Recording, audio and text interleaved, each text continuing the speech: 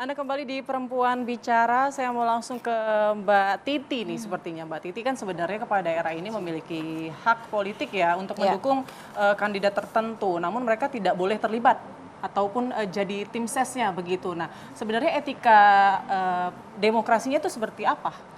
Kan kalau kita bicara konstruksi hukumnya dulu ya, pejabat negara dilarang membuat kebijakan atau mengambil keputusan yang menguntungkan atau merugikan peserta pemilu. Nah, apalagi kalau ini sebenarnya dia menyebut entitas posisi dia sebagai pejabat negara tersebut, wali kota ini, bupati ini, wali kota terutama. Nah, itu yang sebenarnya posisi formal yang melekat itu kan yang tidak boleh. Tetapi sebagai gubernur, bupati, wali kota, undang-undang memberi ruang politik itu untuk dilakukan. Kalau di masa kampanye, kepala daerah itu bisa berkampanye kalau dia melakukan cuti dan tidak menggunakan fasilitas negara. Dari mana kita tahu? Nah, ya itu makanya ada pengawasan kan, pengawasan itu harus dilakukan. Bahkan kalau di pilkada, dia dilarang memutasi dan demosi selama 6 bulan sebelum tahapan dan bahkan 6 bulan setelah dia dilantik. Jadi itu kalau di pilkada. Nah, dalam konteks ini adalah mengapa kemudian Bawaslu menyatakan ada pelanggaran, karena itu dilakukan dengan menyebut posisinya sebagai pejabat negara. Saya wali kota ini, wali kota itu, mengajak ini. Nah, itu kan sudah merupakan membuat mengambil keputusan atau melakukan kebijakan yang menguntungkan dan merugikan peserta lain tentu saja kan. Nah, itu yang sebenarnya tidak susah kok untuk memahami. Kalau dia posisinya wali kota, ya jangan bawa-bawa kepentingan politik. Kalau mau kampanye adalah saya Titi Anggraini kader partai A, partai B, maka saya mengajak untuk memilih. Kan tidak ada embel-embel jabatan yang dilarang di sini. Nah, persoalan kita adalah kita ini sebenarnya bisa menegakkannya. Aturan kita itu sudah cukup komplit lah kalau mau diaplikasikan.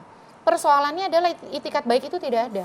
Yang didekati itu selalu adalah kesulitan dan kemudian ruang-ruang kosong yang lebih dikedepankan ketimbang modalitas yang ada untuk melakukan pengawasan, memberikan efek jera dan seterusnya. Sekarang pertanyaan Mbak Putri, Bawaslu sudah mengatakan ini ada pelanggaran. Betul. Itu tidak bisa dianggap sesuatu yang tidak ada apa-apa. Kan ada pelanggaran. Kalau misalnya ini kompetisi sangat kompetitif, terbelah, lalu kemudian kompetisinya sangat sengit, lalu kemudian ini dikumpulin terus, ini potensi menjadi pelanggaran yang terstruktur, sistematis dan masif. Karena dilakukan sejak awal bahkan ketika masa kampanye belum mulai, kalau ini tidak diselesaikan. Apalagi kemudian Bawaslu menyatakan, menyerahkan kepada Kemendagri untuk memberikan pembinaan begitu ya. Kan kalau kita di kampus tuh dibina atau kalau nggak bisa dibinasakan gitu. Karena anak baru begitu ya. Kalau ini kan sebenarnya tidak baru. Betul, ya tetapi ya itu bercanda ya. Nah, pertanyaannya adalah ketika Bawaslu sudah menyerahkan kepada Kemendagri, pertanyaan berikutnya, apa yang dilakukan oleh Kemendagri? Kan kita menunggu nih. Betul. Nah, karena bagaimanapun kalau kita baca Undang-Undang Pemda, Prof. Wiwi lebih paham, ada hal-hal yang bisa dilakukan oleh Menteri Dalam Negeri dalam rangka menegakkan aturan main. Nah, jadi kita menunggu juga gitu, walaupun kita tidak puas dengan langkah hukum Bawaslu, tetapi Bawaslu sudah mengatakan ada pelanggaran. Lalu kemudian memberikan itu kepada Kemendagri. Sekarang apa yang dilakukan oleh Kemendagri? Publik kan juga menunggu. Nah, ini yang saya kira menjadi persoalan besar kita. Kalau kita tidak bisa membereskan yang ini, masa kampanye itu pendek, 75 hari. Maka potensi pelanggaran yang lebih besar sangat mungkin untuk terjadi. Karena masa kampanye pendek, pragmatisme muncul, maka hal-hal yang sudah dilakukan melanggar, tidak ada efek jera, sangat mungkin itu akan diduplikasi terus. Betul. Nah, ini kan tadi yang seperti yang disampaikan bahwa sebenarnya boleh saja asal cuti, begitu ya, asal cuti. Nah, kita dan kan tidak bawa embel-embel sebagai pejabat negara. Betul. Nah, kalau kita lihat videonya itu sebetulnya kan pakai baju partai, tapi ada tulisannya di bawahnya bahwa sebagai jabatan apa begitu ya, wali kota ini itu segala macam. Nah, ini masih cuti atau enggak ini kalau Mbak Ika melihat? Saya nggak tahu ya, karena ketika dia ngomong itu saya wali kota Medan gitu kan, itu tersebut kan gitu di videonya. Jadi kita sebenarnya juga mau tahu lagi cuti apa enggak, nggak bisa karena disebutkan identitas Jabatannya berarti jabatan masih sebagai dia. kepala daerah Cuti kan tersebut. berarti tidak boleh Betul, dong menyebut seperti diri yang sebagai wali kota. wali kota. Kan nggak boleh pakai fasilitas jabatan. Betul, berarti nggak cuti tuh ya. Nah, harusnya bagaimana? Kalau menurut saya sih gini, saya ngelihat ini kenapa sih nggak sabaran banget gitu ya? Iya. Kan bentar lagi juga bisa lah terbebas gitu kan. Nah, jadi kenapa sih harus sekarang? Apa sih urgensinya gitu ya? Yang saya lihat itu.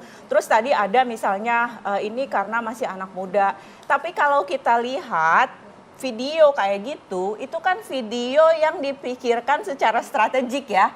Bukan kita datang ke tempat wisata bikin video gitu, tahu-tahu kita post gitu kan. Itu kan ada teksnya, ada baju yang disiapkan. Berarti kan itu bukan cuma kekhilafan dua orang ini ya misalnya, atau bukan kekhilafan yang ada di video, tapi itu kan the whole team, the whole seluruh partai gitu kan. Itu kan udah terencana gitu. Betul. Nah, maksud saya Tidak spontan begitu ya.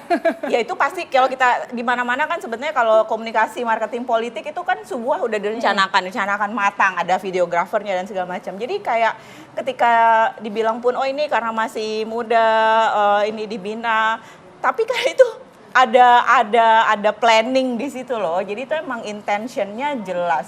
Dan saya mau menambahkan barangkali ke Bawaslu. Kita memang udah dari tadi gitu ya, ini Bawaslu. Tapi kenapa sih kayak nggak belajar gitu ya? Ini kan udah ada juga kejadian di 2017 ya waktu Pilkada DKI. Itu juga ada kepala-kepala daerah yang datang untuk memenangkan pemilihan gubernur DKI gitu kan.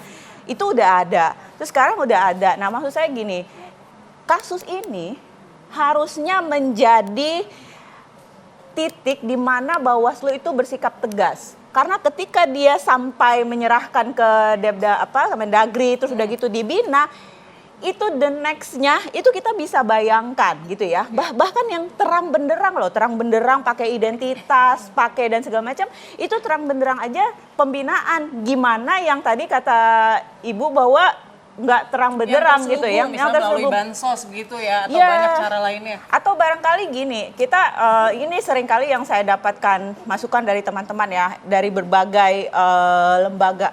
Seringkali kan misalnya pejabat paling atasnya karena dia dipilih sama partai dan segala macam, itu dia mendukung gitu kan. Tapi kan dia juga memerintahkan bawahannya untuk ikut mendukung. Masa kadang-kadang gini, dibikinlah program gitu kan, satu hari sosialisasi apa gitu kan, sampai selesai makan siang, udah selesai, tahu-tahu ada acara yang menyusup gitu kan, tapi dengan fasilitas pembayaran hotel yang sama, konsumsi yang sama dan segala macam. Nah itu kan susah ngelihatnya, karena ketika itu udah selesai, ya udah Bawaslu pikir udah selesai, padahal ada lanjutannya yang kayak gitu-gitu loh. Maksud saya ketika ada kuasa dari kepala daerah ke bawahnya itu kan agak sulit ya. Jadi ketika dia jelas-jelas tidak bisa atau dia jelas-jelas memberikan dukungan ya yang lain juga gimana kalau kita nggak nurut ini gitu salah kan. satu contoh ya cara, tapi sebenarnya banyak sekali ya celah-celah yang bisa dilakukan kepala daerah untuk berkampanye terselubung, yang mulai dari bansos tadi ini udah jelas-jelas terang-terangan, kemudian sanksinya malah nggak ada begitu ya, kemudian dikembalikan ke Kemendagri dan hanya dibina saja. Apakah pembinaan dari Kemendagri ini cukup dan kita masih menantikan pembinaan seperti apa sih sebenarnya yang bisa diberikan untuk kepala daerah yang mendeklarasikan dukungan? Sesaat lagi di Perempuan Bicara, tetap bersama kami.